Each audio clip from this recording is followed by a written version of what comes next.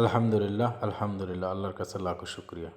এই তো 23 রমজানের ইফতারের আয়োজন করলাম এলাকার মুরব্বি এবং মান্যগণ্য ছোট বড় সবাইকে নিয়ে, আত্মীয় স্বজন অসাধারণ হয়ে এই তো ইনশাআল্লাহ পাক বসায় দিলাম।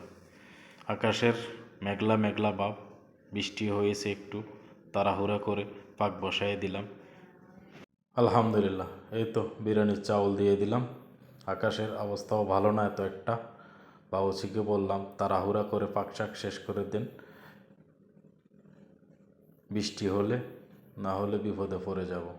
এই তো একের পর এক গোশ ঢেলে দিলাম। ইনশাআল্লাহ আল্লাহ তাআলা সহায় হবে, বৃষ্টি না হলে অবশ্যই ভালো হবে। আলহামদুলিল্লাহ, এই তো পাক শাক শেষ হয়ে গেল। আত্মীয় স্বজন, গ্রাম পাড়া প্রতিবেশী, মুরব্বী ছোট বড় সবাইকে নিয়ে ইফতারের আয়োজন করলাম।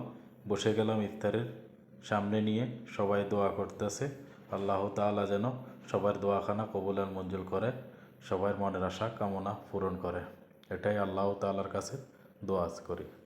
সবার আমাদের জন্য দোয়া করবেন, সবার মনের আশা যেন আল্লাহ তাআলা পূরণ করে দেয়। কার মনে কি আছে জানা না, ইনশাআল্লাহ আল্লাহ তাআলা সবার রোজাখানা কবুল আর মঞ্জুর করবে।